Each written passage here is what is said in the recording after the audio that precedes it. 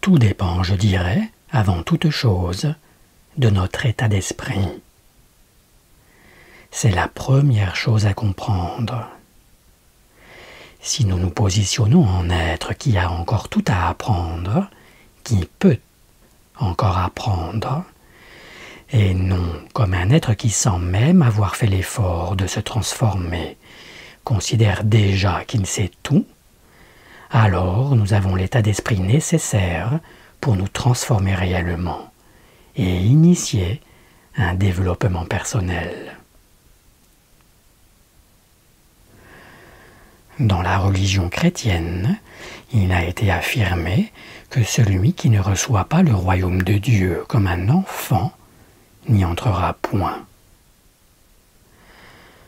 Le symbole de l'enfant, ce n'est pas celui de la sagesse, comme certains auteurs ont tendance à le présenter. C'est plutôt le vieillard, le symbole de la sagesse, parce que le vieillard, il a eu un parcours. Il est passé par une expérience qui s'est éventuellement et finalement transformée en sagesse. L'enfant est le symbole, à bien le comprendre, de la faculté d'apprentissage, de la souplesse d'apprentissage. Ce qui caractérise l'enfant, c'est sa faculté à apprendre de nouvelles choses. Et il peut apprendre, l'enfant, parce qu'il considère qu'il ne sait pas tout. Il est capable de se considérer, dans cette sorte de pureté incroyable de l'enfance, comme étant ignorant. Il accepte d'être ignorant. Sachez qu'en venant au monde, chacun d'entre nous, nous sommes pleins d'idées sur le monde. Ces idées sont appelées à changer, elles sont appelées à se transformer, à mûrir. Nos points de vue sur le monde, par les événements que l'on vit ici-bas, ces points de vue sont appelés à se rectifier, à se corriger, à s'affiner, et parfois même à s'affirmer. Il y a une part d'enfant à l'intérieur de chacun d'entre nous, un enfant qui veut apprendre. Un enfant qui se positionne non pas comme un maître qui saurait déjà tout, mais comme un élève qui a soif d'apprendre, soif de connaître, soif d'apprendre à faire. C'est seulement en se positionnant comme cet enfant, en humilité face à la vie, que l'on pourra apprendre d'elle ce qui nous est nécessaire pour nous épanouir. Donc c'est la vie qui est le maître, et non pas nous-mêmes. La vie est une école, et plus cette attitude d'acceptation et d'humilité est adoptée, plus le bonheur s'invite sur notre chemin. Je montre parfois cette image au début des conférences que je propose. Elle synthétise d'une certaine manière mon approche, ma pensée, et elle peut aussi servir à me présenter pour ceux qui ne me connaissent pas. Mais je voudrais aller un peu plus loin et approfondir ce qui découle de cet état capital que nous devons nourrir pour nous développer et qui peut se considérer comme un état d'acceptation. On ne peut pas apprendre de la vie si d'une part on n'accepte pas d'apprendre, mais aussi si d'autre part on n'accepte pas la vie comme elle est sans la changer. Il y a des personnes qui estiment que la vie n'est pas ce qu'elle devrait être, que les autres ne sont pas ce qu'ils devraient être, qu'eux-mêmes ne sont pas ce qu'ils devraient être, ou ce qu'ils voudraient être.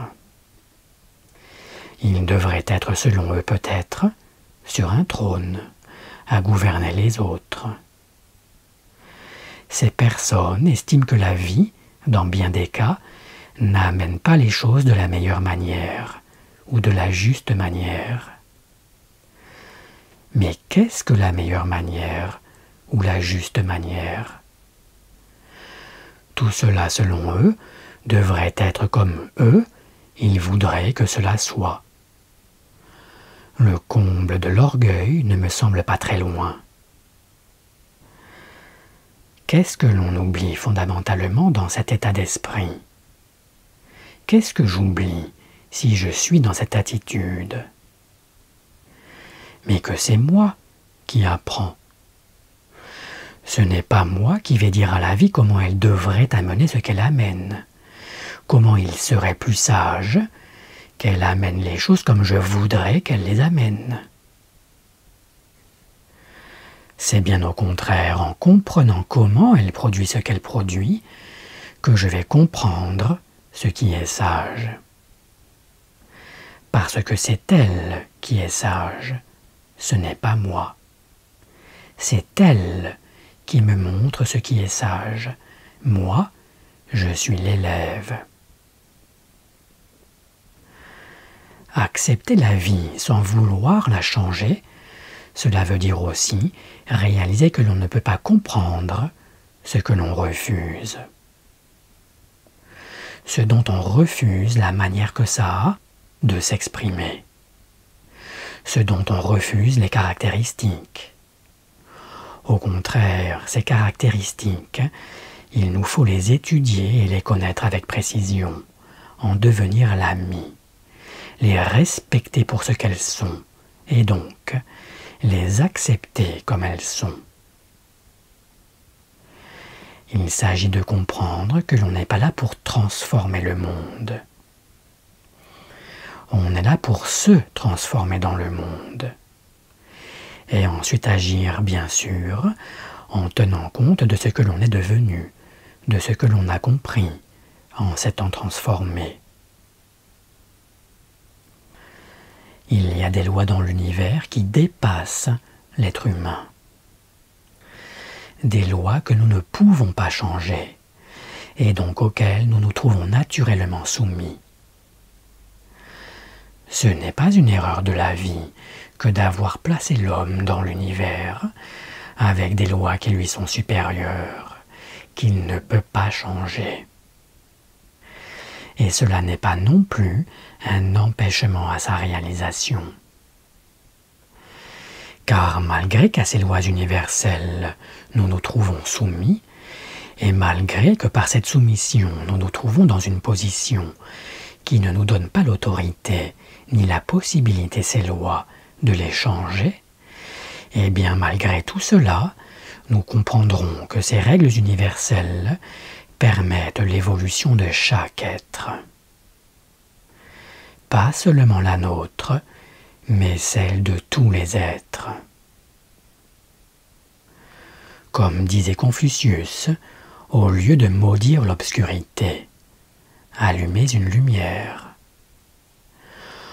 Au lieu de maudire l'obscurité ou ce qui ne vous plaît pas, au lieu de combattre ce qui ne vous plaît pas, au lieu de lancer des diatribes, allumez une lumière.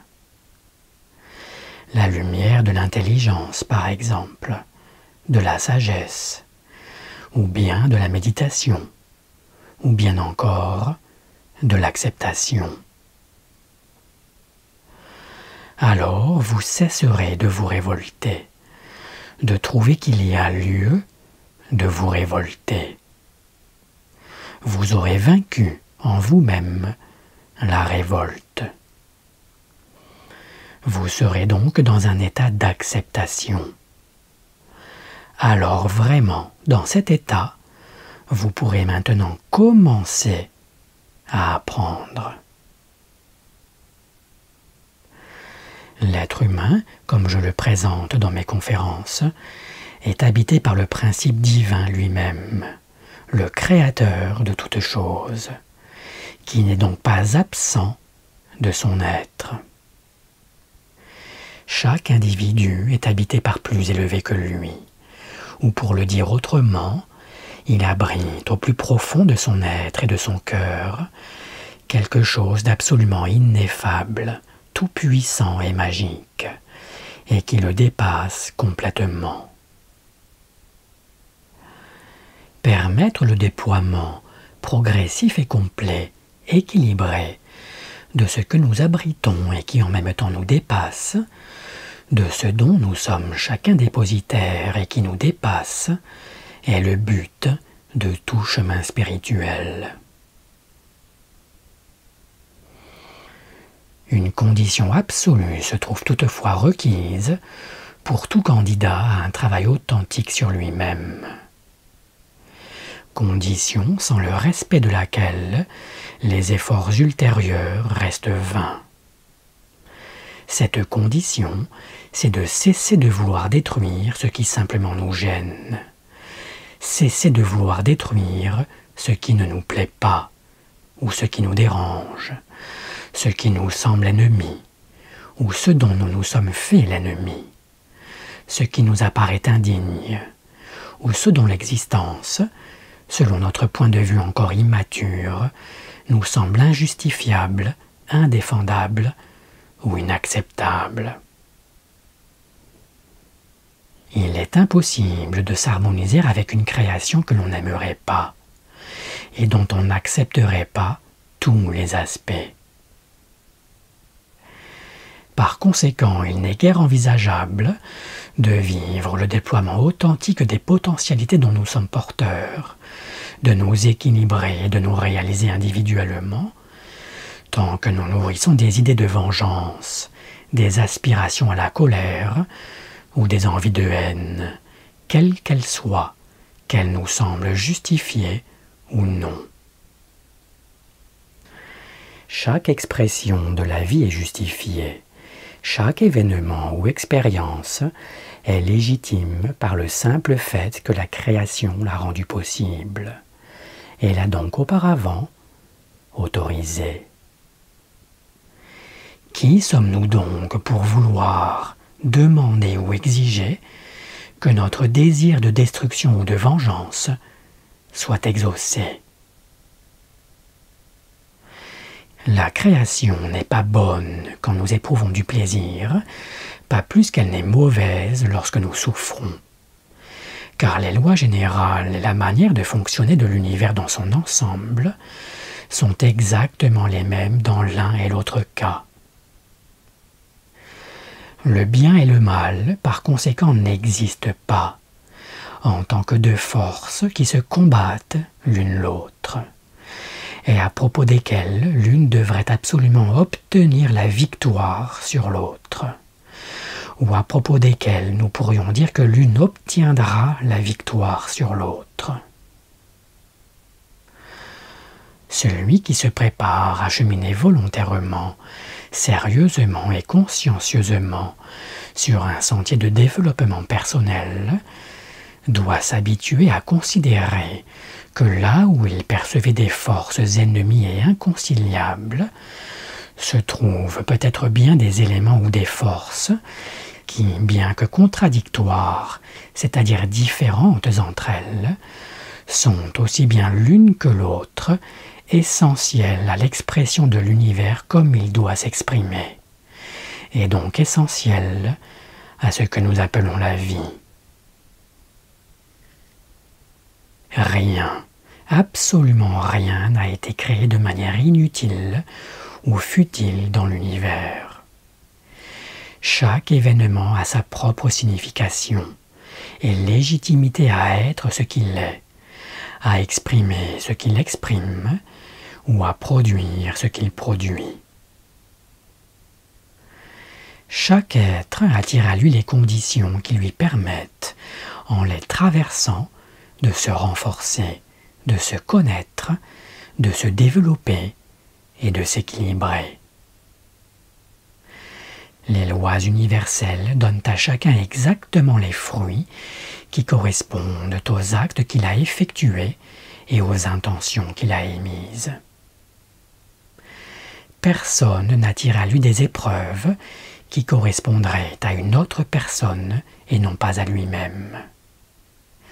Il n'y a en ce domaine aucune erreur nulle part, car chacun est traité à égalité par la vie et de manière absolument impartiale.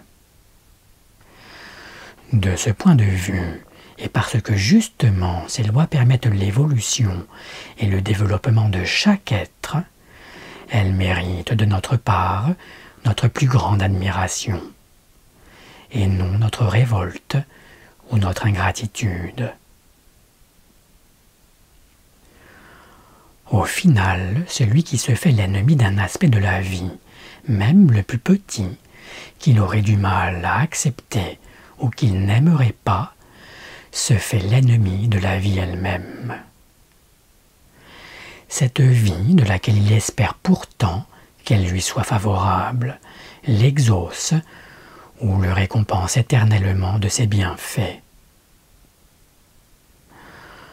Le plus profond respect pour la vie dans son ensemble, et pour tout ce qu'elle apporte comme elle l'apporte, est indispensable, car sans ce respect, il est impensable de recevoir d'elle la réalisation à laquelle nous aspirons.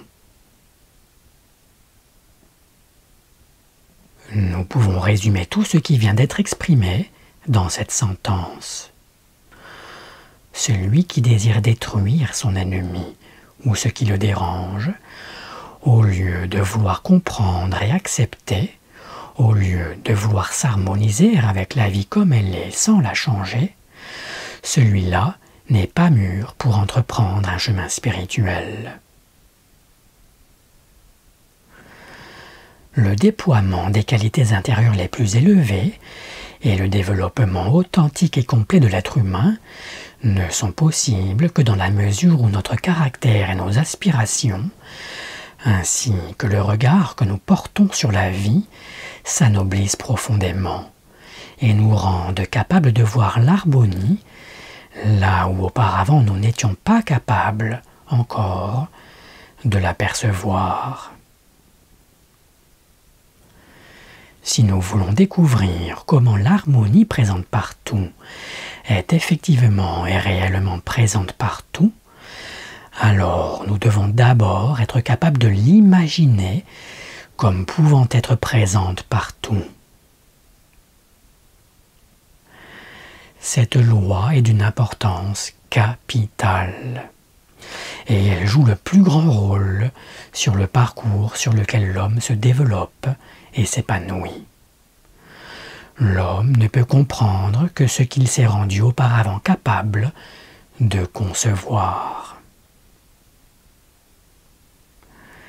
Si nous voulons découvrir comment l'harmonie présente partout est effectivement et réellement présente partout, alors nous devons être capables de l'imaginer comme pouvant être présente partout. Nous ne pouvons pas comprendre une chose, son existence, comment elle agit, son importance majeure ou mineure, si auparavant nous sommes incapables de la concevoir. Auparavant. Si nous sommes incapables de la considérer comme étant possiblement vraie, possiblement possible. Cela semble heurter le sens commun, mais les vérités de la vie que nous sommes appelés à découvrir et dont nous sommes appelés à reconnaître l'existence sans plus avoir aucun doute à leur sujet, sont des réalités que nous avons d'abord imaginées, en lesquelles nous avons donc d'abord cru, en lesquelles nous avons mis avant tout et à la fois tout notre cœur et toute notre foi. Deux points essentiels se détachent de ce que je viens de partager. Le premier, c'est le point que j'ai d'abord pris soin de présenter. C'est l'importance de l'état d'acceptation. Acceptation de tout ce qui arrive comme cela arrive. En effet, il est inenvisageable de se rendre favorable les lois de la vie si nous n'acceptons pas qu'elle puisse avoir cette vie, tous les aspects qu'elle possède et qu'elle exprime. J'ai également écrit que nous ne pouvons comprendre que ce que nous nous sommes rendus auparavant capables de concevoir. On pourrait aussi affirmer que l'être humain ne peut pas comprendre d'une manière exacte ce dont il ne s'est pas encore rendu capable d'en accepter la manifestation. On ne peut pas comprendre ce que l'on refuse, et c'est en cela que se trouve le second point. On ne peut pas comprendre ce que l'on n'aime pas. On ne peut pas comprendre ce dont on se désintéresse. C'est-à-dire que les individus qui râlent tout le temps, par exemple, eh bien, ces individus ne peuvent pas comprendre le monde. Pourquoi ? Parce que si je refuse d'ouvrir un livre, si je le laisse fermé sur une étagère, je ne le lis pas. Je ne peux donc pas comprendre ce qu'il y a écrit dedans. La vie est comme un livre. Si je ne m'y intéresse pas, si je ne m'y attarde pas avec humilité, alors je ne peux pas comprendre ce qu'elle a à me dire, à me révéler. Je ne peux pas comprendre vraiment ce qu'elle est. La vie est comme un livre ouvert, ou fermé, si je ne veux pas qu'il soit ouvert. Si je la maintiens éloignée de moi, je ne peux pas apprendre de la vie. Si je ne l'accepte pas comme elle est, je ne peux pas la comprendre. Je crois que j'ai suffisamment présenté le thème de l'acceptation, qui est celui de la première étape. Je voudrais, pour l'étayer, citer simplement 2 extraits de l'œuvre de Franz Bardon. Dans l'univers, il n'y a pas de bonnes et de mauvaises choses, car tout a été créé selon des lois immuables. En elles se reflète justement le principe divin, et nous ne pouvons nous approcher du divin que par la connaissance de ses lois. Et on pourrait dire aussi par le respect de ses lois, et l'envie de les comprendre. Seconde citation. La vie est une école et non une foire pleine d'amusement. L'être humain sur Terre est sans cesse mis au défi d'apprendre, de se développer et de se perfectionner. Il devrait être capable de se réjouir du bonheur et en même temps tirer des leçons du malheur. Mais il n'y a pas lieu de condamner quoi que ce soit, car rien n'arrive ici-bas sans raison valable. Tout ce qui survient a de bonnes raisons d'être, et survient toujours au moment adéquat. Il appartient donc à chacun d'apprendre à traverser tous les événements de la vie avec courage, et de parvenir à extraire de ces événements une grande connaissance, afin de poursuivre son développement personnel.